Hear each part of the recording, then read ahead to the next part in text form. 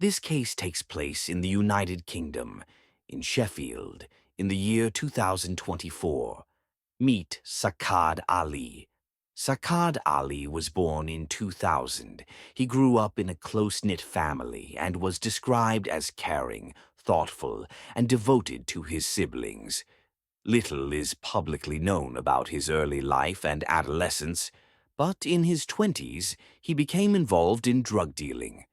It's unclear whether this was his main income or just a side hustle.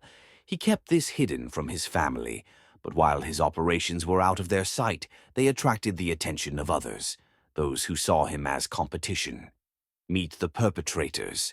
Barney Griffin, born on the 8th of November 2006. Jack Douglas, born on the 28th of June 2007. Rebecca Moore, born on the 27th of July 2007, 1999. By 2024, Barney and Jack were fresh out of school. Barney had a relatively normal upbringing, though he suffered significant childhood illness. He was a talented youth footballer, but eventually drifted away. Jack, on the other hand, had a troubled childhood marked by instability. His parents divorced when he was 8, and social services designated him as a child in need. He had behavioral issues and was diagnosed with ADHD, though he didn't consistently take his medication. As they grew older, they moved away from innocence. With few job prospects, they were drawn into a notorious nationwide drug network operating through dedicated phone lines: the Frank line, the Bruno line, and the AJ line, named after famous British boxers. Barney and Jack worked for the Frank line, which dealt in heroin and crack cocaine. This network had a strict hierarchy, with organizers at the top and street-level dealers at the bottom. Barney and Jack were low-level dealers tasked with carrying out transactions. Surprisingly, neither had prior convictions, a rarity in their line of work. The night of the murder. In the early hours of March 9th, 2024, Barney, Jack, and Rebecca met at a flat owned by a man named Kenny Thornhill. Kenny was unwell and in bed, but the other three discussed business. They were agitated. Barney was possessive of their territory, and Jack was eager to prove himself. All three were heavily intoxicated. They began talking about Sacad Ali, who they believed was encroaching on their turf. A decision was made.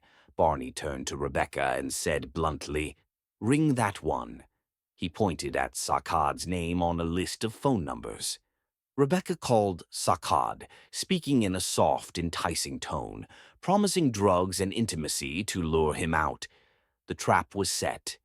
The ambush. Sacad had spent the evening at a friend's house, relaxing until around 4 a.m. when Rebecca's call came. They arranged to meet at Ponderosa Park. At approximately 4:24 a.m., Sacad arrived and saw Rebecca waiting. As they exchanged words, Barney and Jack emerged from the darkness, armed with large knives. Some sources claim machetes. Sacad pulled out his own knife in self-defense, but he was outnumbered. A brutal 2-minute struggle ensued. Sacad swung desperately, but Barney and Jack relentlessly attacked. Sacad pleaded, "All right, lads, now I'm hurt. Leave it." But they showed no mercy. Rebecca stood 30 meters away, watching. Sacad suffered 60 knife wounds, including defensive cuts on his hands. The fatal blow severed his femoral artery. He collapsed, bleeding out on the cold ground. Nearby residents heard the commotion and called emergency services, but it was too late. Sacad was pronounced dead at 5:09 a.m. The aftermath: Barney, Jack, and Rebecca fled. They discarded bloody clothing and tried to cover their tracks.